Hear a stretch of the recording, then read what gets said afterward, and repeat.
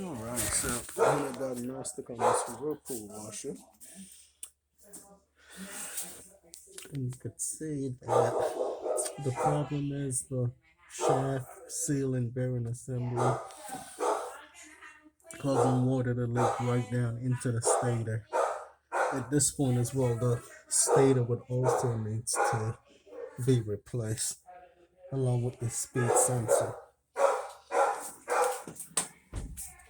So this is on a Whirlpool Cambria washer, model number,